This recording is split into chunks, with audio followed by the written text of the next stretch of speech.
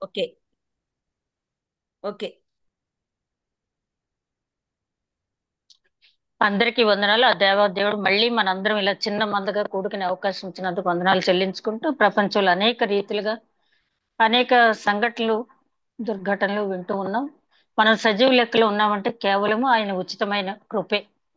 ఈరోజు మూల వాక్యం ఎజ్రా గ్రంథం 2వ అధ్యాయం 1వ వచనం 2వ వచనం. ఎజ్రా గ్రంథం 2వ అధ్యాయం 1వ వచనం నుంచి 2వ వచనం వరకు. బబులోను రాజైన నెబుకద్నెజరు చేత బబులోను దేశమునకు చెరగా తీసుకుని పోబడిన వారికి, ఆ దేశమందు పుట్టి చెరలో నుండి విడిపింపబడి యెరూషలేమునకు యూదా దేశమునకు తమ తమ పట్టణములకు పోవునట్లుగా సెలవు పొంది జెరుబ్బాబేలు, యేషువ, నెహమ్య, షెరయ, రేయలయ, మొర్దెకై, బిల్షాను, మిస్పెరెతు, బిగ్వయి, రెహూము, బయానా అనువారు కూడా వచ్చిన ఇశ్రాయేలు యొక్క లెక్క ఇది. ప్రేమమేడని మా తండ్రి, ఇంతవరకు క్షేమంగా కాపాడిన పరమేశ్వర స్థితినైనా వందనాలు తండ్రి. మేమేమై ఉన్నామో కేవలం అది నీ ఉచితమైన కృపలనైనా తండ్రి. నాయన ఈ పునరుత్థాన దినమున మళ్ళీ మేమంతా కూడా చిన్న మందగా కూడి నీ వాక్యంను ధ్యానించుకునే కృప అనుగ్రహించినంత వందనాలు. ఏ రకమైన ఆటంకం లేకుండా కార్యాంతాన్ని స్తుతించే భాగ్యం దయచేయమని, వాక్యం వింటున్న ప్రతి ఒక్కరికి వినగల చెవి, గ్రహించగల మనస్సు, ఆచరించగల హృదయం దయచేయమని, వాక్యం ధ్యానిస్తున్న నాకు నాయన నన్ను మరుగుపరిచి వాక్య మర్మాలు మీరే వెల్లడి చేయమని మా ప్రభువును నీ ప్రియ కుమారుడైన యేసుక్రీస్తు ద్వారా వేడుకొంచున్నాం తండ్రి. ఆమేన్. వాక్యంలోకి వెళ్లే ముందు లాస్ట్ వీక్ మనం ఫస్ట్ చాప్టర్ లో కోరెష్ గురించి మనం ఆ కొన్ని మాటలు చెప్పుకున్నాం. యెహోవా చేత అభిషేకించబడిన కోరెష్ అని. అయితే సైరస్ ద గ్రేట్ అని ఆయన ఫేమస్. కోరేషు ఘనుడైన కోరేషు అని. ఎట్లా ఘనుడయ్యాడని మనం ఆలోచిస్తే ఆ కీర్తన 91 సంకీర్తన 91:14 చూస్తే, దేవుని ప్రేమించిన వాడు అతను, అతడు నన్ను ప్రేమించిన గనక అతను నేను తప్పిస్తానన్నాడు. ఎట్లా ప్రేమించాడని మనం చెప్పగలమంటే, యోహాను సువార్త 15వ అధ్యాయంలో యేసుక్రీస్తు చాలా స్పష్టంగా చెప్పడం జరిగింది. ఒకడు నన్ను ప్రేమించిన ఎడల నా ఆజ్ఞను గైకొనును అని చెప్పి. కాబట్టి ఆయన ఆజ్ఞను గైకొన్నాడు కాబట్టి దాని ద్వారా ఆయన ప్రేమించాడని మనం చెప్పొచ్చు. రెండోది, సమూయేలు గ్రంథం 15వ అధ్యాయం 22వ వచనంలో, బలులు అర్పించడం కంటే ఆజ్ఞ అనుసరించడం దేవుని దృష్టిలో శ్రేష్టమైనది.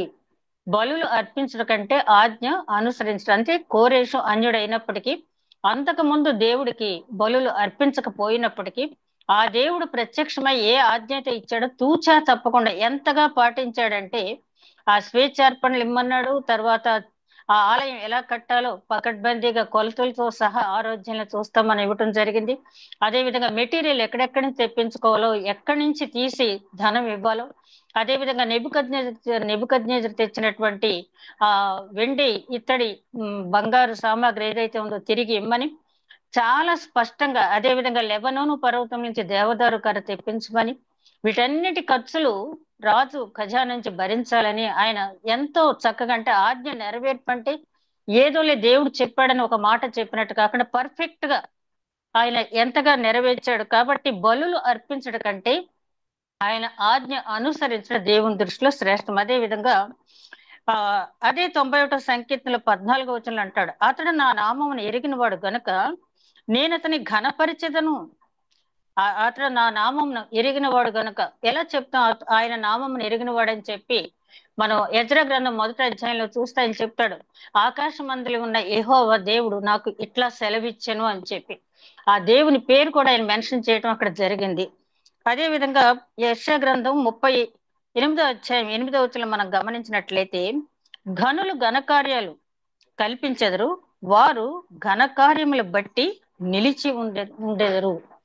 అక్కడ చాలా స్పష్టంగా ఉంటది ఏంటంటే, ఘనులు ఆల్రెడీ దేవుడి చేత ఎన్నుకొనబడిన వాడు, ఆ ఘనుడు ఘనకార్యాలు కల్పిస్తారు. ఆ ఘనకార్యాల వల్ల వారు నిలిచి ఉంటారు. దేవుడు ఎన్నుకున్న తర్వాత మరి ఆయన ఎన్నికను బట్టి పశ్చాత్తాపడే దేవుడు కాదు. కాబట్టి ఆ కోరేషుని ఏ విధంగా ఆయన నడిపించాడో మనం చూసినట్టయితే ఎంత ఘనకార్యం చేశాడో మనకు తెలుసు. ఆ తర్వాత అంటాడు, సమూయేలు మొదటి గ్రంథం 2వ అధ్యాయం 30వ వచనంలో, నన్ను ఘనపరచు వారిని నేను ఘనపరిచెదను. కాబట్టి కోరేష్ ద గ్రేట్ ఎలాగయ్యాడంటే, దేవుని ఆజ్ఞను శిరసా వహించాడు, ఆయన్ని ప్రేమించాడు, ఆయన ఆజ్ఞను శిరసా వహించాడు, ఘనకార్యం కల్పించాడు.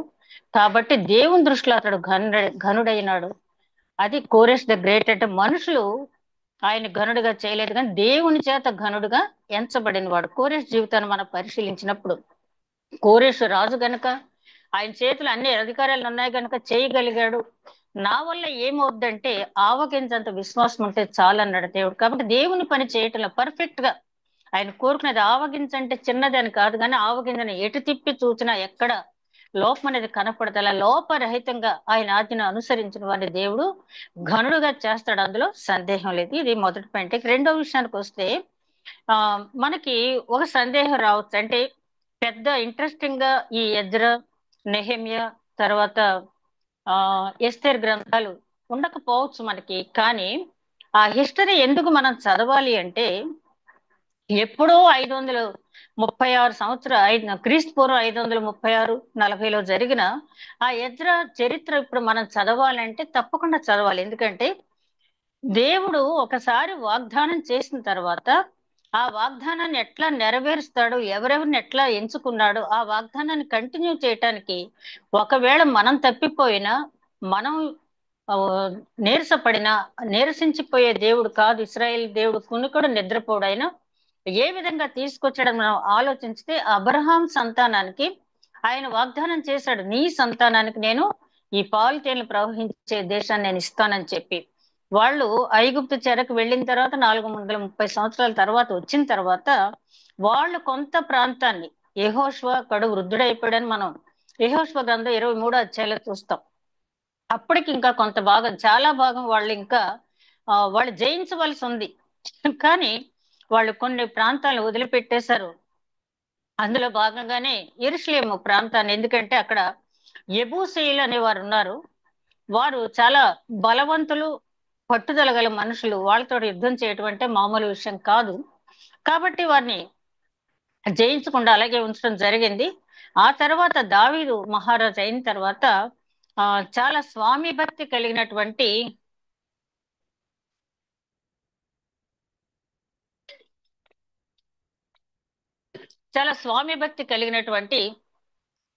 యోవాబు అనే సైన్యాధిపతి ద్వారా ఆ పట్టణాన్ని జయించడం, దానికి దావీదు పురం అనే పేరు పెట్టడం జరిగింది. మొన్న మా రిలేటివ్స్ పాస్టర్ గారు మనకి బెరక గ్రూప్ లో చెప్తూ ఉంటారు కదా, జాన్ డేవిడ్ గారిని, ఆయన అంటున్నారు, ఎక్కడికి వెళ్ళినా కూడా యెరూషలేం అని కాదు కానీ సిటీ ఆఫ్ ది డేవిడ్ అనే నేమ్ బోర్డ్సే కనపడుతూ ఉంటాయి. దావీదు పురం అని ఇప్పటికీ కూడా వాళ్ళు యూదుల దావీదు పురంగానే పరిగణిస్తూ ఉన్నారు. అయితే దావీదు ఆలయాన్ని కట్టాలనుకున్నాడు, కానీ మరి మనకు తెలుసు, నీ నడుమును పుట్టిన కుమారుడు దాన్ని కడతాడంటే మొత్తం కావలసిన ఫర్నిచర్, గోల్డ్, సిల్వర్ అన్ని ఇచ్చి సొలొమోన్ కట్టమన్నప్పుడు, రాజుల మొదటి గ్రంథం 6వ అధ్యాయం 8వ అధ్యాయం వరకు చూస్తే ఆలయ నిర్మాణం, ప్రతిష్ఠ వరకు మనం చూస్తాం. ఆ సొలొమోన్ కట్టిన దేవాలయాన్ని మరి తర్వాత నెబుకద్నెజర్ కాలంలో ధ్వంసం చేయబడిన తర్వాత మళ్ళీ ఇక్కడ ఈ ఎజ్రా గ్రంథంలో మన 6వ అధ్యాయం వరకు కూడా జెరుబ్బాబేలు, యేషువ ఆధ్వర్యంలో ఆలయం నిర్మాణం చూస్తాం. దీన్ని కూడా తర్వాత రోమన్ చక్రవర్తుల కాలంలో టైటస్ అనే చక్రవర్తి క్రీస్తు శకం 70వ సంవత్సరంలో మరి యేసుక్రీస్తు చెప్పిన ప్రవచనం నెరవేర్పది, ఇక్కడ రాయి మీద రాయి ఉండకుండా దొర్లింపబడద్ది అని చెప్పినట్టుగానే అది అలాగే ధ్వంసం చేయబడింది. యాక్చువల్ గా అందరూ కూడా చక్రవర్తి ధ్వంసం చేశాడు అంటారు, కానీ అతన్ని ఆజ్ఞ అనుసరించకుండా ఒక సైనికుడు నిప్పు పెట్టినట్టుగా చరిత్ర చెప్తుంది. What ever it may be, ఆ చక్రవర్తి కాలంలో క్రీస్తు శకం 70లో మరి ఆ ఆలయ ధ్వంసం కావటమే కాకుండా రక్తం ఏర్లై పారింది. అది ముందుగానే చెప్పారు. లూకాసు వార్తలో మనం చూస్తాం, యెరూషలేమా నీ గుమ్మములు త్రొక్కబడతాయి, దండ్లతో వచ్చి నిన్ను త్రొక్కుతారు. అంటే దండుపేట అంటాం కూడా, అంటే దండ్లతో, అంటే చాలా మంది వచ్చేసి నీ యెరూషలేముకి వచ్చి వాళ్ళు నిన్ను హింసిస్తారని చెప్పబడిన మాట ఆనాటి నుంచి ఈనాటికి నెరవేర్పు జరుగుతూనే ఉంది. ఆ తర్వాత ఇప్పుడు ఎజ్రా గ్రంథంలో ఉన్నటువంటి మందిరాన్ని జెరుబ్బాబేలు మందిరం, అంటే ఇది రెండో ఆలయం, జెరుబ్బాబేలు చేత నిర్మించబడిన మందిరం అని జెరుబ్బాబేలు మందిరం అంటారు. ఆ తర్వాత క్రీస్తు పూర్వం 19 నుంచి క్రీస్తు శకం 63 వరకు ఇదే ఆలయాన్ని రెనోవేట్ చేసి చాలా సుందరంగా తీర్చిదిద్దాడు హేరోదు. అది కూడా ఆ రోమన్ చక్రవర్తి హయాంలో అదే ధ్వంసం చేయబడింది. అయినప్పటికీ కూడా దేవుడిచ్చిన వాగ్దానాన్ని మర్చిపోయే దేవుడు కాదు. అలా కంటిన్యూ అవుతూనే ఉంది. ఎజ్రా తర్వాత నెహమ్యా వీళ్ళందరి ద్వారా అది కంటిన్యూ అవుతూనే ఉంది. ఆ తర్వాత ఆ క్రీస్తు శకం 70 తర్వాత అది ధ్వంసం అయిన తర్వాత కొంతమంది ఒక ఇద్దరు ముగ్గురు ఆ దేవుని ప్రవచనం ఏముందిలే అన్నట్టుగా మొదలు పెట్టారు. కానీ వారు ఎప్పుడైతే ఆలయ నిర్మాణం ప్రారంభించారో అక్కడ మంటలు చెలరేగటం అది ఆగిపోవడం జరిగింది. ఇప్పుడు మనం చూసినట్టయితే మరి 1948 లో వాళ్ళకి తిరిగి ఆ ఇజ్రాయేలీలు అక్కడ రావటం, వచ్చిన తర్వాత వాళ్ళకి టెల్ అబీబ్ దేశ రాజధానిగా ఉంటాం, 2018లో యెరూషలేం రాజధానిగా ప్రకటించడం ఇవన్నీ మనకు తెలిసిందే. వాళ్ళు ఆలయ నిర్మాణానికి కూడా అంతా సిద్ధంగా ఉన్నారు. ముందు జనులు వచ్చారు, తర్వాత ఆలయ నిర్మాణం. ఇప్పుడు ఎజ్రా గ్రంథంలో చూస్తున్నాం కదా, బబులోను చెర నుంచి జనులు వచ్చారు, ఆలయ నిర్మాణం జరిగింది. సేమ్ ప్యాటర్న్ ఇప్పుడు ప్రపంచం అంతా చెదరగొట్టబడినటువంటి ఆ జ్యూస్ అంతా కూడా ఒక దగ్గరకు వచ్చారు. వారు చెదరగొట్టబట్టు ప్రపంచానికి ఆశీర్వదకరం.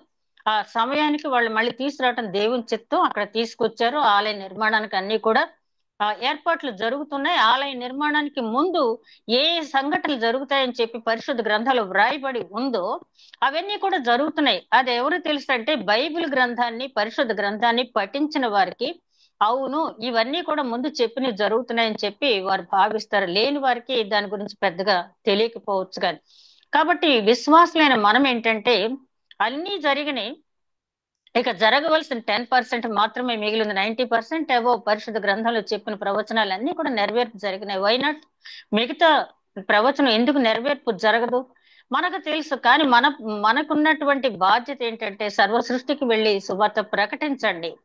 తండ్రి కుమార పరిశుద్ధాత్మ నామం నా బాప్తిసం ఇవ్వండి, నమ్మిన వారు రక్షింపబడతారు, నమ్మని వారు శిక్ష పొందుతారని చెప్పి యేసుక్రీస్తు చెప్పారు. ఏ శిక్ష పొందటానికి ఇష్టం లేదు, ఏ ఒక్క ఆత్మ నశించడానికి ఆయనకి ఇష్టం లేదు. కాబట్టి మనల పాత్రలుగా ఆయన ఉపయోగించుకోవాలనుకుంటున్నారు. కాబట్టి ఈ చరిత్ర అంతా మనకు తెలిసినప్పుడు అవును ఆ చరిత్ర అంతా జరిగింది, జరగపోయేది జరుగుద్ది.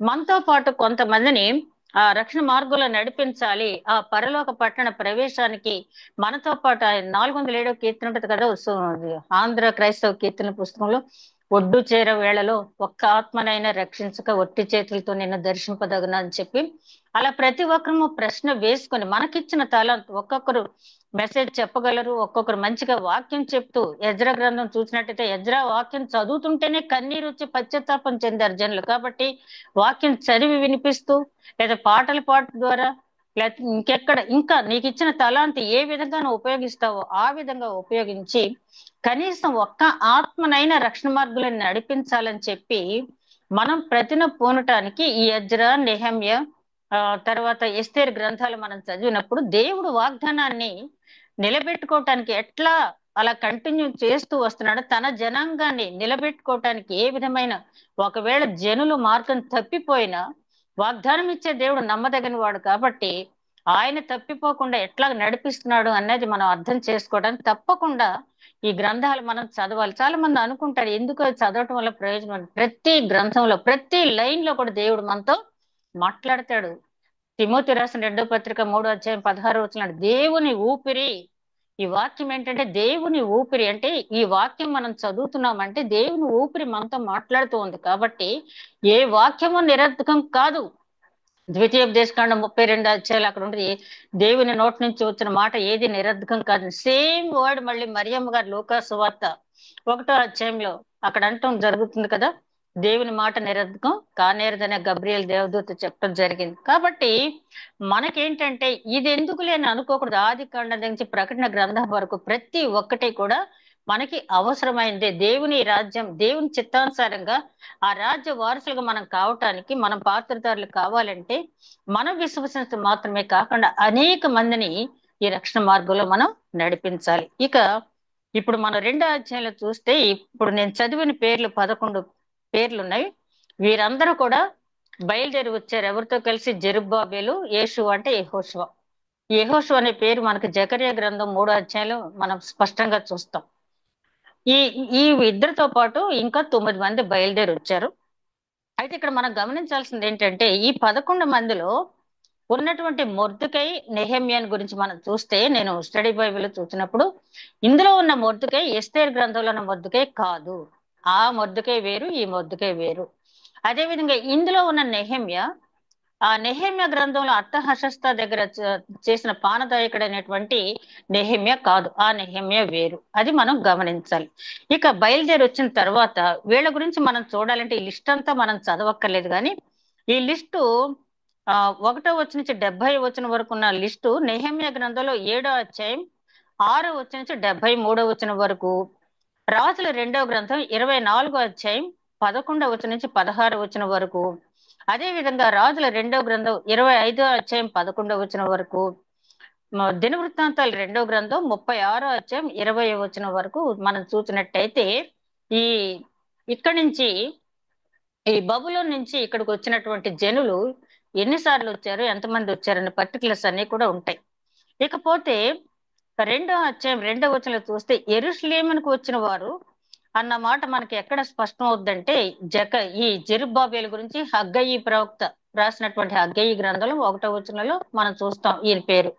అదే విధంగా యెహోషువ గురించి జకర్యా గ్రంథం 3వ అధ్యాయం 1వ వచనంలో ఈయన పేరు అక్కడ ప్రస్తావించబడింది. ఇక ఈ పేర్లు అయిపోయిన తర్వాత ఈ 2వ అధ్యాయంలో ప్రాముఖ్యమైనటువంటి అంశం, 2వ అధ్యాయం 40వ వచనం మనం గమనించినట్టయితే, 2వ అధ్యాయం 40వ వచనం, ఆ లేవీలతో యేషువ, కద్మియేలు, హోదవ్య అను వారి వంశస్థులు కలిసి 74. ఇక్కడ వచ్చిన ఇబ్బంది ఏంటంటే, జనం అయితే చాలా మంది వచ్చారు, కానీ లేవి గోత్రికులు చాలా తక్కువ మంది వచ్చారు. లేవి గోత్రికులు చాలా తక్కువ మంది వచ్చారు. అయితే ఇక్కడ మరి మరి వీళ్ళంతా కూడా యాజకులే కదా, వీళ్ళంతా కూడా యాజకులే. అలాంటప్పుడు లేవి గోత్రికులు కాకుండా యాజకులు ఎట్లాగయ్యారు అంటే, ఆ బబులోన్ దేశంలో ఉన్నప్పుడు వాళ్ళకి నచ్చిన వాళ్ళు కొంతమందిని యాజకులుగా చేయటం అనేది జరిగింది. కాబట్టి ఇక్కడ వచ్చిన మొట్టమొదటి సమస్య ఏంటంటే, యాజకుల సమస్య వచ్చింది.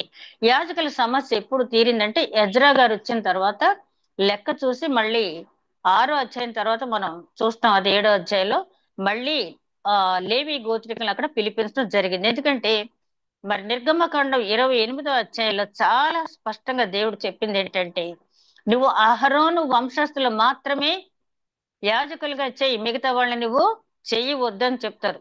అయితే మనకి ఇప్పుడైతే మనందరం యాజకులమే. పేతురు రాసిన మొదటి పత్రిక 2వ అధ్యాయం 9వ వచనంలో చూస్తే రాజులైన యాజకులు అంటున్నారు మనల్ని. కాబట్టి ఓల్డ్ టెస్ట్మెంట్ లో ఇది పాటించారు. అయితే మనం యాజకత్వం చెయ్యాలి అంటే అప్పటికంటే కూడా ఇప్పుడు ఇంకా, అంటే ఓల్డ్ టెస్ట్మెంట్ అంతా కూడా అక్షరం, మంది ఆత్మ. అక్షరం నశింపు చేయను, ఆత్మ జీవింప చేయను. కాబట్టి యాజకత్వం మనం చేయాలంటే ఆత్మ ఫలం మనం ముందు పొందిన తర్వాత యాజకత్వం అనేది మనం చేయాలి. యాజకత్వం ఆత్మ ఫలం గురించి మనందరికీ తెలిసిందే. గలతీయులు రాసిన పత్రిక 5వ అధ్యాయం 23వ వచనంలో మనకు అందరికీ తెలిసిన విషయం. ఆత్మ ఫలం పొందుకున్న వాళ్ళు ప్రతి ఒక్కరు కూడా యాజకత్వం అంటే అదేమి లేకుండా యాజకత్వాలు చేసేవాళ్ళు, అదేమి లేకుండా దేవుడు మమ్మల్ని పిలిచడానికి వచ్చేవాళ్ళు ఉన్నారు. వాళ్ళ వల్ల జరిగే నష్టాలు జరుగుతున్నాయి. కానీ పేతురు గారు రాసిన మొదటి పత్రికలు ఏంటంటే, మనం సజీవమైన రాళ్ల వలె ఎప్పుడు కూడా కదులుతూ ఆత్మ సంబంధమైన బలులు అర్పించుతూ ఉండాలి. ఒకప్పుడు చీకట్లో ఉన్న మనల్ని ఆయన గుణాతిశయములు ప్రచురం చేయ నిమిత్తం మనల్ని వెలుగులోకి తీసుకొచ్చాడు. కాబట్టి మనం చేయవలసిన పని ఏంటంటే, రాజులేని యాజకులుగా, ఆయన సొత్తుగా, పరిశుద్ధ జనాంగంగా మనం దేవుని సువార్త ప్రకటించాలి. అది యాజకత్వం. ఇక 61వ వచనానికి వస్తే, ఇక్కడ అందరూ కూడా వచ్చిన వాళ్ళంతా తమ తమ వంశాల యొక్క రికార్డ్స్ ఇక్కడ సమర్పించడం జరిగింది. కొంతమంది సమర్పించలేదు. ఎవరు అంటే 2వ అధ్యాయం 61వ వచనం మనం చూస్తాం. 2వ అధ్యాయం 61వ వచనం మనం గమనించినట్టయితే, మరియు యాజకులలో హాబాయ వంశస్థులు, హక్కోజు వంశస్థులు, గిలాదీడైన బర్జిలీ యొక్క కుమార్తెలలో ఒకతను పెండ్లు చేసుకుని వారి పేర్లను బట్టి బర్జిలీ అని పిలువబడిన వాని వంశస్థులు. వీరు వంశావళి లెక్కలో తమ తమ పేరులను వెతికినప్పుడు అవి కనపడకపోయినందున యాజక ధర్మములో నుండి ప్రత్యేకింపబడి అపవిత్రులుగా ఎంచబడిరి. మరియు పారసీకుల అధికారి ఊరిమును తుమ్మిమును ధరించుకొనగల ఒక యాజకుడు ఏర్పడు వరకు మీరు ప్రతిష్ఠితమైన వస్తువులను భుజింపకూడదని వారికి ఆజ్ఞాపించను. ఇక్కడికి వచ్చేటప్పటికి ఆ ఆ వంశవృక్షం అనేది చాలా ఇంపార్టెంట్. ఇప్పుడు మనం పిల్లల్ని చూస్తే మీ నాన్నగారి పేరేంటో చెప్తారు, మీ తాతగారి పేరేంటంటే చెప్తారు అక్కడి వరకే. ఆ తాతగారి పేరు కూడా తెలీదు చాలా మందికి. ఏ తాతగారు అంటారు అంటే, మనకి ఇంగ్లీష్ లో చాలా క్లియర్ గా ఉంటుంది, maternal grand father, paternal grand father, maternal uncle, paternal uncle అని. తెలుగులో మాత్రం అంతా కలిపే ఉంటది కాబట్టి ఏ తాతగారు అని చెప్పి అంటారు. అలాగే మహా తెలిస్తే తాతగారి పేరు తెలిస్తే తప్పించి ఇక ఆ పై మాత్రం అసలు తెలిసే ప్రసక్తే లేదు. పెద్దవాళ్ళు వాళ్ళతో ఎప్పుడు కాన్వర్సేషన్ ఉండదు, తెలియదు. ఆ చాలా అవసరం అది, పిల్లలకి కాన్వర్సేషన్ ఉండటము. తాత ముత్తాతలు చేసినటువంటి మంచి పనులు వాళ్ళకి నేర్పించడం ద్వారా వాళ్ళ జీవితంలో వాటిని వృద్ధి చేసుకుంటారు. వీళ్ళు ఇప్పుడు నేను చదివిన వాళ్ళు రికార్డ్స్ లో వంశ వృక్షాన్ని వాళ్ళు ప్రకటించలేకపోయారు కాబట్టి వాళ్ళు ఏం చేశారంటే అపవిత్రులుగా ఎంచారు. ఎందుకు అపవిత్రులుగా ఎంచారు అని మనం గమనించినట్టయితే, సంఖ్యాకాండం 3 అధ్యాయం 10 వచనంలో అక్కడ చెప్పబడిన మాట ఒకసారి మనం గమనించినట్లయితే, సంఖ్యాకాండం 3 అధ్యాయం 10 వచనం. సంఖ్యాకాండం 3 అధ్యాయం 10 వచనంలో మనం గమనించినట్లయితే అక్కడ చాలా స్పష్టంగా ఉన్న మాట ఏంటంటే, నీవు అహరోనను అతని కుమారులను ఆ నియమింపవలెను. వారు తమ యాజకత్వము నియమింపవలెను. నడుచుకొందురు. అన్యుడు ఉమ్, సమీపించిన ఉమ్, ఎడల వాడు మరణశిక్ష నొందును. ఉమ్.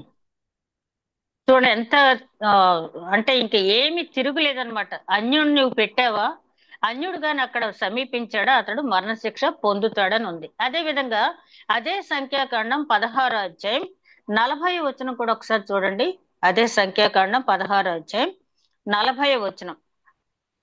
ఆ అన్యుడైనను యెహోవా సన్నిధిని ధూపము అర్పింప సమీపించి కోరహు వలెను అతని సమాజం వలెను కాకుండానట్లు ఇశ్రాయేలీలకు జ్ఞాపక సూచకగా ఉండుటకై యాజకుడైన ఎలియాజరు కాల్చబడిన వారు అర్పించిన ఇత్తడి ధూపార్తులను తీసి యెహోవా మోషే ద్వారా తనతో చెప్పినట్లు వాటితో బలిపీఠమునకు కప్పుగా వెడల్పుగా రేకులను చేయించవలెను. ఈ కోరహు, దాతాను, అభిరం వీళ్ళంతా కూడా తిరుగుబాటు చేశారు కదా. వాళ్ళ గురించి ఏం చెప్తున్నాడంటే ఆయన, వీళ్ళు ఇలా తిరుగుబాటు చేశారు, ఆ వంశం వాళ్ళతో పాటు వచ్చిన కోరహు వంశస్థులు అందరూ పోయారు. అదే విధంగా చాలా మంది చనిపోయారు. తిరుగుబాటు చేసిన వాళ్ళ జీవితం ఇలా ఉంటుందని తెలియటానికి బలిపీఠం మీద ఉన్నటువంటి పైకప్పు, వీళ్ళు ఏదైతే అగ్ని వేసి తీసుకొచ్చారో ధూపార్తులు, ఆ ధూపార్తులను ఆ ఇత్తడి కరిగించేసి పైకప్పుగా వేయండి. పైకి చూసినప్పుడల్లా ప్రతి ఒక్కరికి జ్ఞాపకార్థంగా ఉండాలి. అయితే వారికైనా జ్ఞాపకార్థం మనకు లేదా అంటే, ఆ తిరుగుబాటు చేసిన అపవిత్రత మనలో ఉన్నా కూడా ఇప్పటికీ కూడా జ్ఞాపకార్థ గ్రంథం కంటిన్యూ అవుతూనే ఉంటది. ప్రకటన గ్రంథంలో చూస్తాం కదా, గ్రంథములు తెరవబడినప్పుడు జీవ గ్రంథమే కాకుండా జ్ఞాపకార్థ గ్రంథం అంటే ప్రతి వ్యక్తి జీవితం కూడా ఎప్పటికప్పుడు రికార్డు చేయబడుతూ ఉంటది. మనకి యోహాను సువార్త 14 అధ్యాయంలో చూస్తాం మనం. మీరు మీ హృదయంలో కలవరపడనివ్వకండి, మీకు స్థలం సిద్ధం చేయటానికి నేను వెళ్తున్నాను, లేని ఎడల నేను మీకు చెప్తాను. ఆ మాటను మనం కొంచెం లోతుగా ధ్యానించినట్టయితే, స్థలం లేకపోవడం ఏంటంటే మన బిల్డింగ్ అక్కడ మనకి నివాసం అక్కడ పూర్తి అవ్వలేదన్నమాట. అంటే ఆ జ్ఞాపకార్థ గ్రంథంలో ఎంతసేపు కూడా ఆ ఇంటికి పనికొచ్చి ఇటుక అనేది చేరటం లేదనమాట. అందుకని ఆ ఇల్లు ఎప్పటికీ కూడా కంప్లీట్ కాదు. కాబట్టి జ్ఞాపకార్థ గ్రంథంలో ఎప్పుడు కూడా మనం చేసినటువంటి పరలోక ధనాన్ని ఎంతైతే సమకూర్చుకుంటామో, అంటే సత్క్రియల ద్వారా దేవుని ఆజ్ఞను ఎప్పుడైతే నెరవేరుస్తామో, అక్కడ జ్ఞాపకార్థ గ్రంథంలో రాయబడిన దాని ప్రకారం ఆ ఇల్లు నిర్మాణం అనేది చాలా అంటే చాలా లోతైన సబ్జెక్ట్ అది. ఆ ఇల్లు నిర్మాణం అనేది జరుగుతుంది. కాబట్టి జ్ఞాపకార్థం అనేది వాళ్ళకే కాదు మనకు కూడా ఉంది. మనం మాట్లాడే ప్రతి మాట కూడా అక్కడ రికార్డ్ అవుతూనే ఉంది. అదే విధంగా 2 అధ్యాయం 69 వచనంలో చూస్తే, పని నెరవేర్చుటకు ఇచ్చిన వాటి వివరాలు, వెండి బంగారం అన్ని కూడా ఇవ్వటం అనేది జరిగింది. ఇవన్నీ కూడా అక్కడ రాయటం జరిగింది. 2 అధ్యాయం 69 వచనంలో మనం గమనించినట్లయితే, వెండి బంగారాలు ఏమిచ్చారు, శక్తి కొలది ఖజానాకు ఆ 16,300 తులముల బంగారమును, 2,50,000 తులముల వెండిని, యాజకుల కొరకు 100 వస్త్రములను ఇచ్చిరి. అయితే మనం ఇక్కడ ఆలోచించవలసింది ఏంటంటే, మనం ఏమి ఇవ్వగలము? మనం ఇచ్చే ఆయన ఏమంటున్నాడు, వెండి నాదే, బంగారు నాదే, సమస్త సృష్టి నాదే. కాబట్టి ఆయనకి మనం ఏమి ఇవ్వాలి అంటే అపోస్తుల కార్యాల గ్రంథం 3వ అధ్యాయంలో ఆ శృంగారం మనం దేవాలయం దగ్గర మెట్ల మీద కూర్చున్నటువంటి ఆ కుంటి వ్యక్తిని బాగు చేసేటప్పుడు పేతురు యోహానులు ఏమంటారు? వెండి బంగారములు మా యొద్ద లేవు గాని నజరేయుడైన యేసు నామమున నీకు స్వస్థత వస్తుంది, లేచి నడువు అంటాడు. కాబట్టి మనకేంటంటే వెండి బంగారాల కంటే అతి శ్రేష్టమైంది అంటే మన దేహం, మన దేవాలయం కట్టబడాలంటే ఆ నజరేయుడైన యేసు నామమున మనకి ఆ ఉండాలి తప్పించి ఆ ఆ నామమే మనకి చాలా విలువైంది వెండి బంగారాల కంటే. అదే విధంగా ఆ ఈ పని నెరవేర్చడానికి ఎవరెవరికి ఎన్ని ఇచ్చారనేది ఎంత పకడ్బందీగా అక్కడ రాయటం అనేది జరిగిందో చూసినట్టయితే ప్రతి ఒక్కదానికి అకౌంటబిలిటీ అనేది ఉండాలి. యేసుక్రీస్తు కూడా ఎప్పుడు కూడా ఏ పని చేసినా కూడా మరి 12 గంపల ఆహారం మిగిలిపోయినప్పుడు ఆ గంపల్లో జాగ్రత్తగా ఎత్తండి అని చెప్పి ఆజ్ఞాపించడం అనేది జరిగింది. ఇక 3వ అధ్యాయానికి వచ్చిన 2వ అధ్యాయంలో మనం పూర్తిగా చూసింది ఏంటంటే ఎవరెవరు అక్కడి నుంచి వచ్చారు.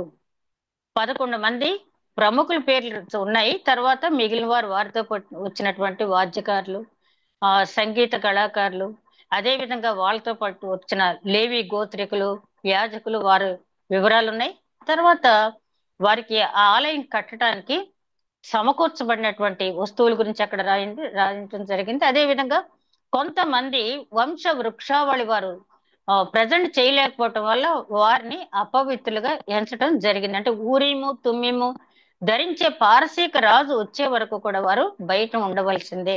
అయితే తర్వాత నేను ఒకసారి చరిత్ర చదివితే యెరూషలేం దేవాలయంలో ఇప్పటికీ కూడా బర్జలీ వంశస్థులు ఆ యాజకులు వేసే బట్టలు ఉతికే పని, అదే విధంగా హిందూ దేవాలయాల్లో కూడా ఉంటారు. అలాగా ఆ ఆలయానికి సంబంధించినటువంటి నాయి బ్రాహ్మణ, తర్వాత ఈ రజక వాళ్ళందరినీ కూడా ఏర్పాటు చేసిన విధానం కూడా మనం చూస్తాం. అయితే ఇప్పుడు అవన్నీ లేవనుకోండి. ఈ 2 అధ్యాయంలో ప్రాముఖ్యమైన అంశం ఏంటంటే మనం ఈ ఈ అధ్యాయం ద్వారా మనం తెలుసుకోవాల్సింది ఏంటంటే ఎంత స్ట్రిక్ట్ గా అంటే అపవిత్రుడు ఆయన సన్నిధికి చేరితే ఎట్లాగా పనిష్మెంట్ తీసుకుంటాడు అనేది అక్కడ చెప్పడం జరిగింది. కాబట్టి అపవిత్రతతో దేవుని మనం వెళ్ళి కూర్చుంటాం మాత్రమే కాదు, హృదయ శుద్ధి గల వారు దేవుని చూచెదరని చెప్పిన ప్రకారం ఆయన కోరుకుంటున్నది మన హృదయ శుద్ధి. ఆ తర్వాత 3వ అధ్యాయానికి వచ్చేటప్పటికి 3వ అధ్యాయం ప్రారంభంలో మనం గమనించినప్పుడు అక్కడ వ్రాయబడిన మాట 7వ నెలలో ఇశ్రాయేలీయులు తమ తమ పట్టణములకు వచ్చిన తరువాత జనులు ఏకమనస్సు కలిగిన వారై యెరూషలేములో కూడి యెజోదాకు కుమారుడైన యెహోషువను, యాజకులైన అతని సంబంధులను, షయల్తీయేలు కుమారుడైన జెరుబ్బాబెలును అతని సంబంధులను చేరి దైవజనుడైన మోషే నియమించిన ధర్మశాస్త్రం నందు వ్రాయబడిన ప్రకారంగా దహన బలులు అర్పించుటకై ఇశ్రాయేలు దేవుని బలిపీఠము కట్టిరి. 7వ నెలలో వీళ్ళు ప్రారంభించారు ఈ పని. అక్కడికి వచ్చిన తర్వాత బలిపీఠం కట్టారు. ఇక్కడ మనం ఆలోచించవలసిన విషయం ఏంటంటే వీళ్ళు ఆలయం కట్టడానికి వచ్చారు. ఆలయ నిర్మాణం అనేది ముందుగానే వీళ్ళు మొదలు పెట్టలేదు. ఆలయ నిర్మాణం మొదలు పెట్టకుండా ఏం మొదలు పెట్టారు? బలిపీఠం మొదలు పెట్టారు. ఎందుకు బలిపీఠం మొదలు పెట్టారంటే నిర్గమకాండంలో ఆ పరిశుద్ధ అతి పరిశుద్ధ స్థలాల గుడారం వేయటానికి ముందు బలిపీఠం కట్టమని దేవుడు మోషేని ఆదేశించాడు. మీరు తర్వాత నిర్గమకాండం 20వ అధ్యాయం 24వ వచనం చూడండి. అదే విధంగా బలిపీఠం కట్టిన తర్వాత బలులు అర్పించాలి, హోమ బలులు. ఈ హోమ బలుల గురించి లేవికాండం 1వ అధ్యాయం 6వ వచనంలో మనం ఇదివరకే మనం ధ్యానించుకున్నాం.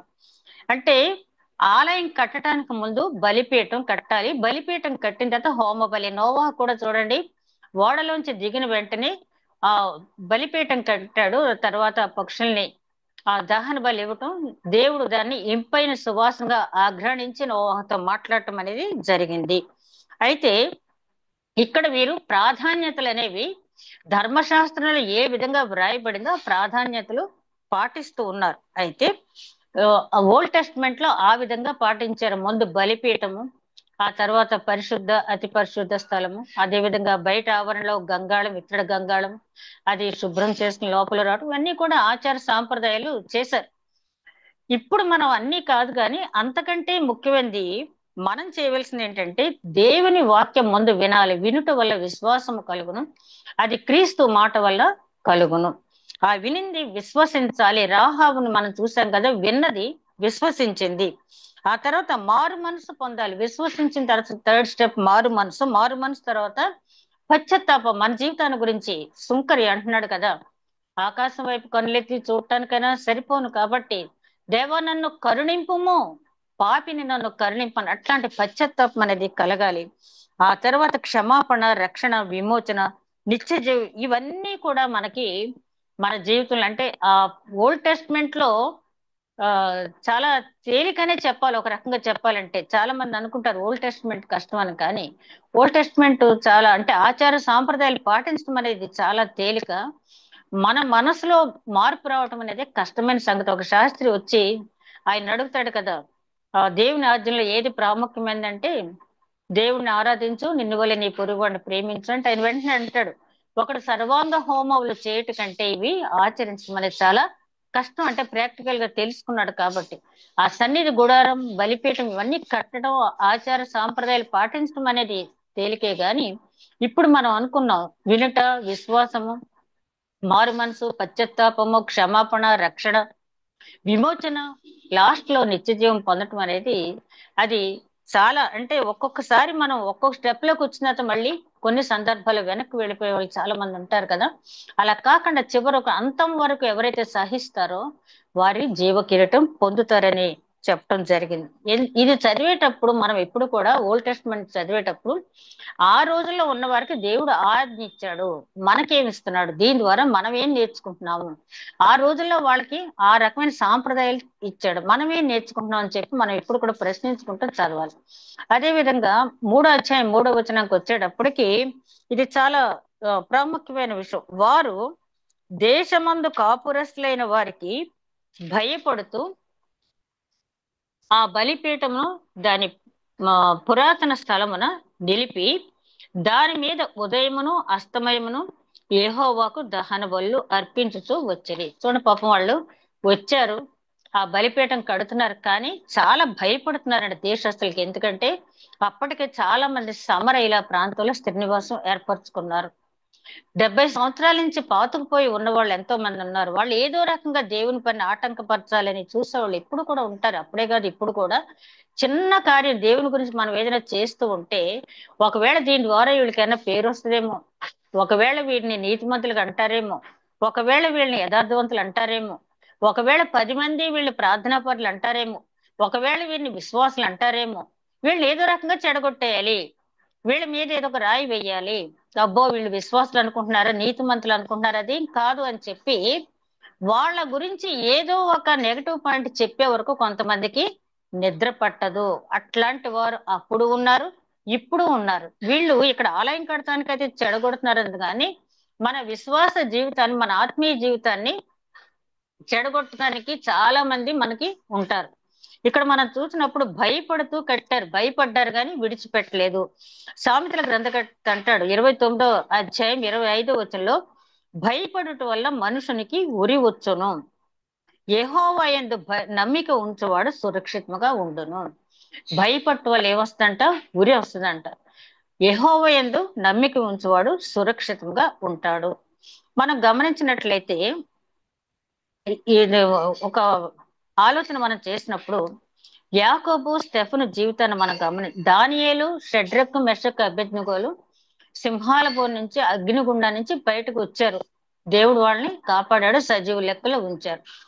మరి మొట్టమొదట హతసాక్షి అయినటువంటి ఆ సంఘంలో హతసాక్షి అయినటువంటి యాకోబు, స్టెఫను వాళ్ళు కూడా నీతిమంతులే కదా, వాళ్ళు హతసాక్షులు అయిపోయారు, చనిపోయారు. వారు యెహోవా యందు నమ్మిక ఉంచారు. మరి వాళ్ళు సురక్షితంగా ఉన్నారని ఎట్లా చెప్తారు అని ఒకవేళ అంటే ప్రారంభ దశలో విశ్వాసులుగా ఉన్న వాళ్ళు ఎవరైనా అడగొచ్చు. మనకు తెలుసు, మనం ఈ భూమి మీద ఉన్నా లేకపోయినా దేవునితో సహవాసం చేయటమే మనం కోరుకునే క్రిస్టియన్ యొక్క అల్టిమేట్ గోల్. ఏంటంటే ఆయన చక్కగా చెప్తాడు కదా పౌలు గారు, బ్రతుకుట క్రీస్తే, చావైతే లాభం. నేను బ్రతికితే క్రీస్తు పని చేస్తాను, చావైతే ఆయనతో ఉంటాను. ఆ నిరీక్షణ ఉన్న వాళ్ళకి ఈ భూమి మీద, అందుకనే షడ్రక్, మెషకు, అబేద్నెగోలు ఏమంటారు, మమ్మల్ని రక్షించడానికి మాకు చాలిన దేవుడు, ఒకవేళ కాకపోయినా నువ్వు నిలబెట్టిన విగ్రహానికి మేము మొక్కం అని చెప్పేస్తాను. అంటే వాళ్ళకి తెలుసు, ఒకవేళ దేవుడు ప్రణాళికలో మమ్మల్ని రక్షించాలని, ఇక్కడ ఈ అగ్నిగుండం నుంచి కాపాడని లేకపోయినా మమ్మల్ని ఆయన సన్నిధిలో తీసుకెళ్తాడు అనే ఒక నమ్మకం ఉంది. కాబట్టి ఏదైనా ఆపద వచ్చినప్పుడు భయపడితే ఊరి వస్తుంది. ఊరంటే అది ఎవరిస్తారు? అపవాది. భయపడుతూ ఉంటే అపవాది ఎవరినైనా వదిలిపెట్టరు కదా. యేసుక్రీస్తుని ఏం చేస్తుంది ఆయన? ఆ అక్కడికి వచ్చిన వెంటనే ఆ బాప్తిసం తీసుకుని వచ్చిన వెంటనే మొదలు పెట్టేసింది కదా, శరీరాశ, నేత్రాశ, జీవపు డంబంతో అనేక రకాలుగా. మరి రొట్టెని చేసుకుని తిను రాళ్ళనంది, లేకపోతే నాకు రొక్కు అంది, ఇంకా అన్ని అన్ని రకాలుగా ఈ పట్టణాంచుడు ఇదంతా నీకు ఇచ్చేస్తానంది. అన్నిటికీ ఆయన ధర్మశాస్త్రం ద్వారానే జవాబు చెప్పడం జరిగింది.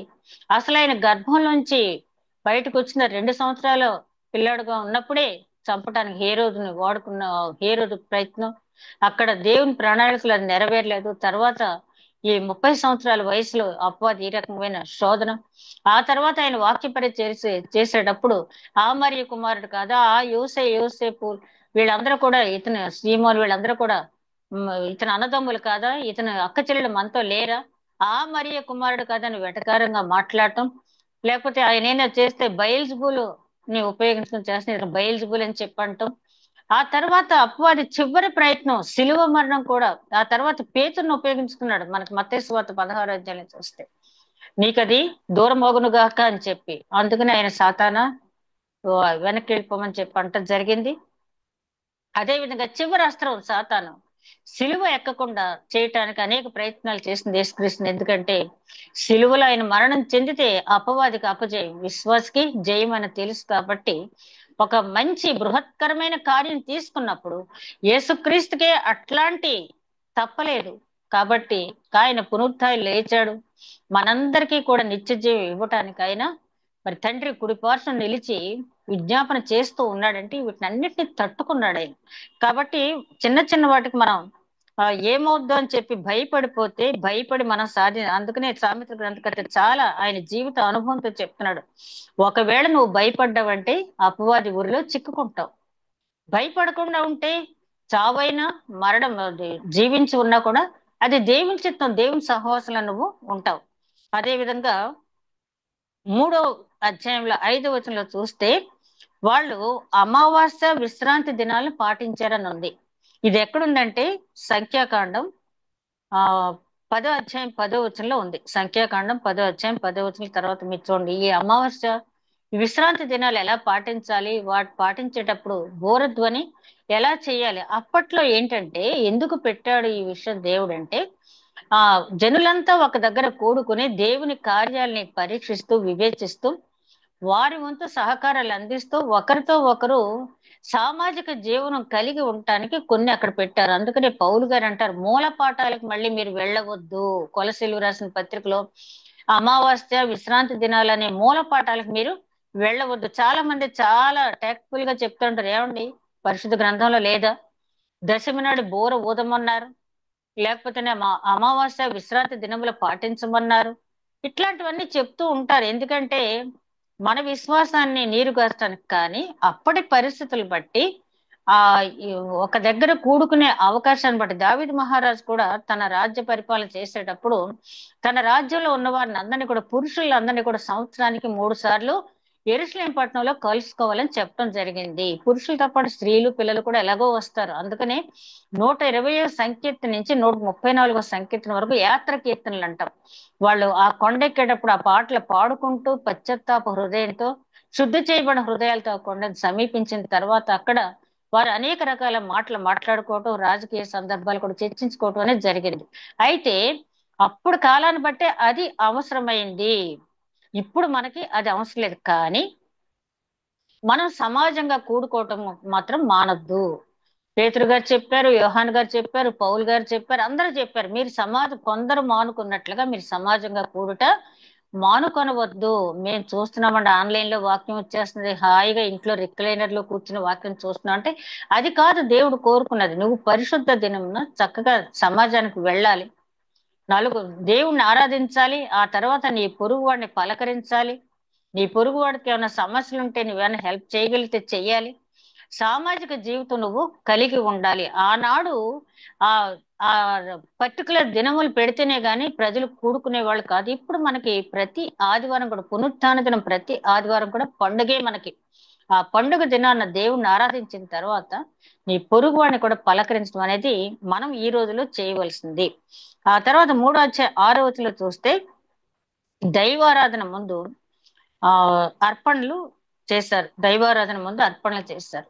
అంటే దేవుణ్ణి ఆరాధించడానికి ముందు అర్పణలు, స్వేచ్ఛార్పణలు అన్ని కూడా కోరేష్ చెప్పాడు కదా, స్వేచ్ఛార్పణలకు కావాల్సిన అన్ని కూడా వాళ్ళకి ఇవ్వండి అని చెప్పాడు. అది తీసుకెళ్లారు, స్వేచ్ఛార్పణలు చేశారు. అయితే మనం చేయవలసింది ఏంటంటే, మరి దేవుని సన్నిధికి వెళ్ళేటప్పుడు ఒక్కసారి ఏదో ఒక వాక్యం, ఈ రోజు బోధింపబడే వాక్యం నీకు ఒకవేళ తెలియకపోయినా ఏదో ఒక వాక్యం తీసుకుని ఆ వాక్యాన్ని ధ్యానించి, మోటివేషన్ అంటాం కదా, మనందరం టీచర్స్ క్లాస్కి వెళ్ళి మనం డైరెక్ట్ గా పాఠం చెప్పం, పిల్లల్ని మోటివేట్ చేస్తాం.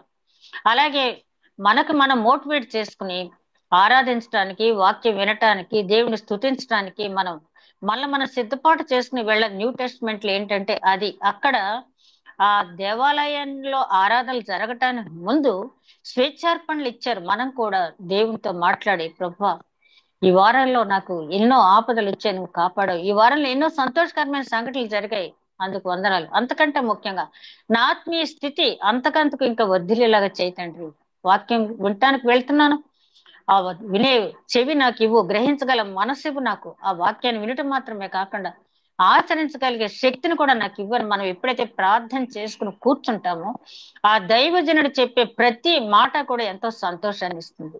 అలా కాకుండా మనం హరిబరిగా ఏదోలే ఆ టైంకి అక్కడికి వెళ్ళిపోతే చాలు, బాడీ ప్రజెంట్ అయితే చాలు అనుకుంటే కాదు. కానీ బాడీ ప్రజెంట్ కంటే కూడా మైండ్ ప్రజెంట్ అనేది దేవుడు ముందుగా కోరుకుంటున్నాడు. కాబట్టి ఆ రోజుల్లో వాళ్ళు స్వేచ్ఛార్పణలు అర్పించారు. మనమైతే ఇప్పుడు ఏంటంటే మనకు మనం సిద్ధపాటు కలిగి ఆలయానికి వెళ్ళాలి. అదే విధంగా 3వ అధ్యాయం 8వ వచనంలో వాళ్ళ ఇక్కడ పర్ణశాల పండుగ కూడా చేశారని ఉంటుంది.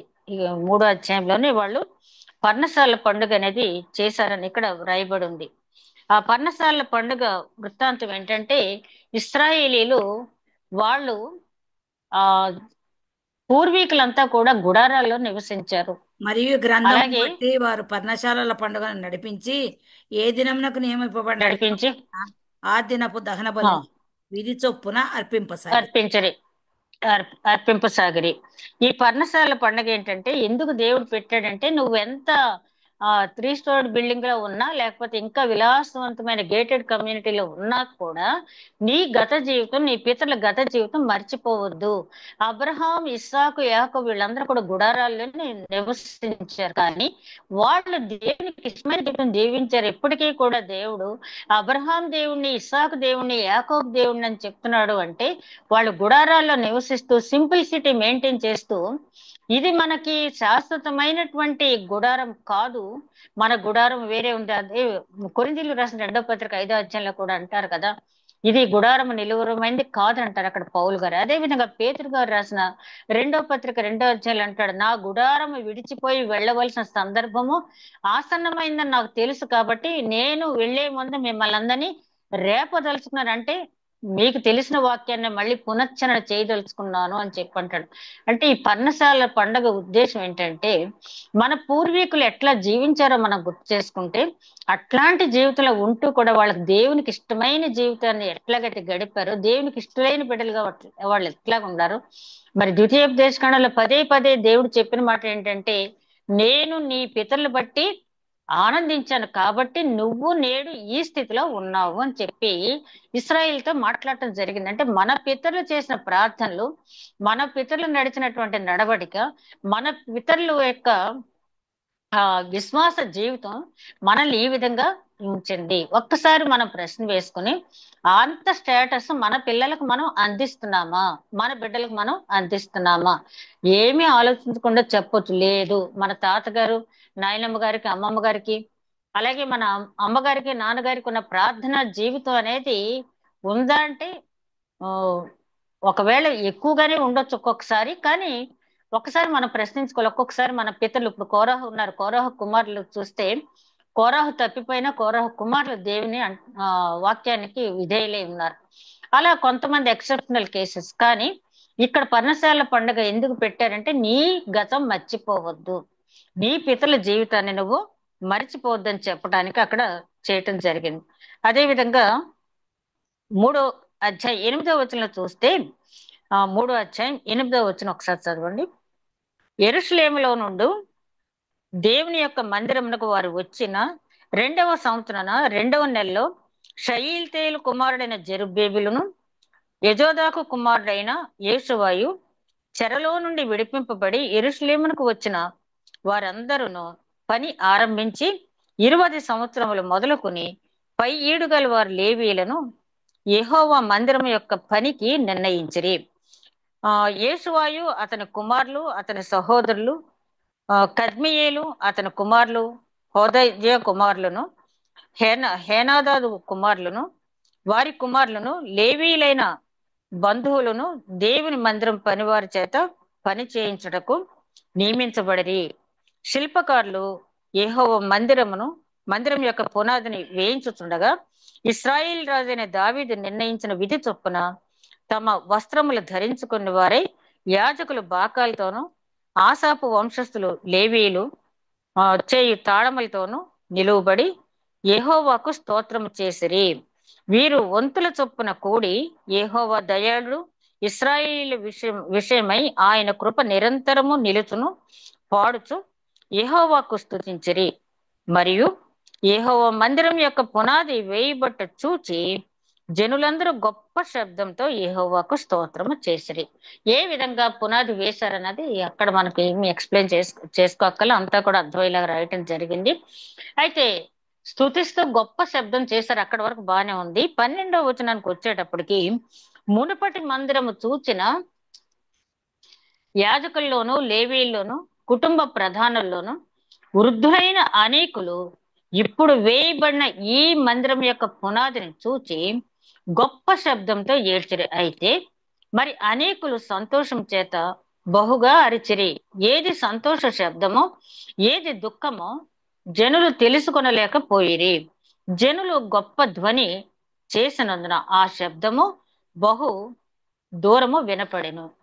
అక్కడ సరిగ్గా పునాది వేసే టైంకి ఏం జరిగిందంటే, సొలొమోను కట్టిన దేవాలయాన్ని కళ్ళారా చూసినటువంటి వృద్ధులు, లేవి గోత్రం చెందిన వాళ్ళు, యాజక వంశం చెందిన వాళ్ళు, వాళ్ళ బంధువులంతా కూడా పెద్ద పెట్టి నేర్చారంట. అందరూ అంటారు ఈ మందిరం యొక్క వెడల్పు, పొడవు, లేకపోతే దీని యొక్క సైజును చూసి వాళ్ళు ఏడ్చారంటారు. కానీ అక్కడ వాళ్ళ గురించి వ్రాయబడిన మాట ఏంటంటే, దేవుడు మాకెంత శిక్ష విధించాడు, మా పితరులు చేసిన తిరుగుబాటుని బట్టి, మా పితరులు చూపిన అవిధేయతను బట్టి, మా పితరుల యొక్క అవిశ్వాసాన్ని బట్టి దేవుడు మమ్మల్ని ఎంతగా శిక్షించాడు. స్వర్ణాలయమైనటువంటి సొలొమోను కట్టినటువంటి దేవాలయాన్ని మేము పోగొట్టుకున్నాము, ఈ మందిరం ఇప్పుడు ఇలా కట్టబడుతుందని చెప్పి వాళ్ళు దుఃఖించారే తప్పించి, అంటే కోర్స్ పెద్ద మందిరం ఉండేది, ఇప్పుడు చిన్న మందిరం కడుతున్నారని కూడా వాళ్ళు బాధపడి ఉండొచ్చు. అదే సమయంలో హగ్గయి ప్రవక్త వచ్చి అంటాడు కదా, హగ్గయి గ్రంథంలో చూస్తాం మనం, ఆ మందిరం కంటే ఈ మందిరం చిన్నది అయినప్పటికీ మహిమలో దానికంటే తక్కువేమీ కాదు, మహిమలో ఇది ఎక్కువ అని చెప్పడం జరిగింది. అయితే ఈ రోజుల్లో కూడా మనం చూస్తాం, చాలా మంది పెద్ద పెద్ద మందిరాలకు వెళ్ళటానికి ఇష్టపడతారు. మేము పలానా మందిరానికి వెళ్తున్నామండి, అక్కడ గ్యాదరింగ్ ఇంత అండి. మొన్న ఎవరో చెప్తున్నారు 8,50,000 అంట పాల్ యాంగిచో గారి గ్యాదరింగ్. అయితే పాల్ యాంగిచో గారితో వీళ్ళు పోల్చుకోవడానికి సరిపోరు, ఎందుకంటే ఆయన ఎంత కష్టపడి ఆ రకంగా సంఘాన్ని తీసుకొచ్చారు. ఒక బిల్లీ గ్రాహం గారు, ఆయన ఎంత సువార్తకుడిగా కష్టపడ్డారు.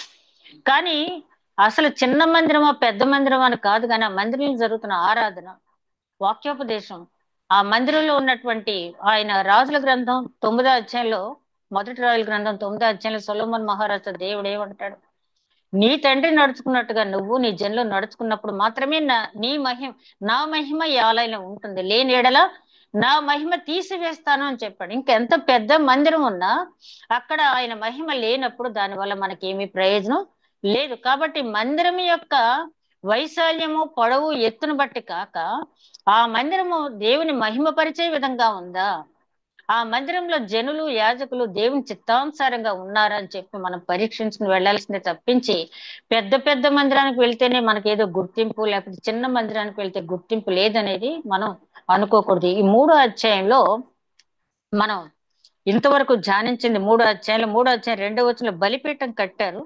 ఆ తర్వాత 3వ అధ్యాయం 3వ వచనానికి వచ్చేటప్పటికి వాళ్ళు భయపడుతూనే బలిపీఠాన్ని పూర్తి చేశారు. ఆ తర్వాత అర్పణలు అర్పించారు, స్వేచ్ఛార్పణలు అర్పించారు. 6వ వచనానికి వచ్చేటప్పటికి వాళ్ళు స్వేచ్ఛార్పణలు, హోమ బలులు కూడా అర్పించినట్టుగా చూస్తాం. 8వ అధ్యాయానికి వచ్చేటప్పటికి అదే ఆలయం పునాదుల మీద వీళ్ళు కట్టడం మొదలు పెట్టారు. అయితే ఇక్కడ ఒక చిన్న మాట ఇందాక నేను చెప్పడం మర్చిపోయాను. అదే ఆలయం పునాదుల మీద అక్కడ కట్టారు, కానీ దేవుడు కోరుకుంటున్నది పాత దాని మీదే మళ్ళీ కట్టమని కాదు, కానీ మన పాత జీవితం మీద కట్టమని కాదు, కానీ మరి కానా వివాహంలో ఆ 6 రాతి బాణలు పూర్తిగా ఖాళీ అయిన తర్వాత ఆయన అక్కడ మిరాకిల్ చేయటం జరిగింది. మరి పాతది మన బ్రదర్ చాలా చక్కగా చెప్పారు కదా, ఆ పాత తిత్తులో క్రొత్త ద్రాక్షరసం అని చెప్పి. పాతది ఎప్పుడు బాగానే ఉంటుంది, ఎందుకంటే ఆచార సాంప్రదాయాలు నెరవేర్చడం అనేది చాలా తేలిక, న్యూ టెస్ట్మెంట్ అనేది కష్టం. కాబట్టి ఆ పాత ఆచార వ్యవహారాలంతా తీసేసిన తర్వాతే మన దేహం అనే ఆలయం కట్టబడాలి. కొంత లోకం కొంత దేవుడికి ఇవ్వటం అనేది కుదరదు. కొరింథీయులకు రాసిన పత్రికలో పౌలు గారు అంటారు కదా, బెలియాలతో నీకేం పని అని చెప్పి ఆ అవిశ్వాసతో ఏం పొత్తని. ఆ రకంగా పర్ఫెక్ట్ గా మనం ఆ పాత ఆచార వ్యవహారాలను తీసివేసి ఆ రక్షణకు సంబంధించిన అంశాలను మాత్రమే మన హృదయంలో ఉంచుకున్నప్పుడు మాత్రమే మన దేహం అనే దేవాలయం కట్టబడుతుంది. ఇప్పుడు కూడా దేవుడు ఆ రోజు కాదు ఈ రోజైనా కూడా ఆలయానికి ప్రాధాన్యత ఇవ్వలేదు, కానీ మన దేహం అనే దేవాలయం కట్టబడాలని ఆయన ఆశిస్తున్నాడు. కాబట్టి ఈ గ్రంథం చదువుట ద్వారా ఆ రోజు ఆలయానికి దేవుడు కొన్ని కొలతలు అవి ఇచ్చాడు, కొన్ని ఆచార సాంప్రదాయాలు ఇచ్చాడు. ఈ రోజు మనకి దేవుడు చెప్తున్నది ఏంటంటే, నీ దేహం అనే దేవాలయం కట్టడానికి వాక్యమే ప్రధానం, ఆ వాక్యం అనుసరించటే ప్రధానం. దాన్ని బట్టి మన ఆ దేహం అనే దేవాలయం కట్టుకోవాలి. అట్టి నడిపింపు దేవుడు అనుగ్రహించనుగాక. దయగల మా ప్రభువా, విత్తబడిన వాక్యం నూరంతలుగా ఫలింపు చేయమని మా ప్రభువును నీ ప్రియ కుమారుడని యేసుక్రీస్తు ద్వారా వేడుకుంటున్నాం తండ్రి. ఆమేన్.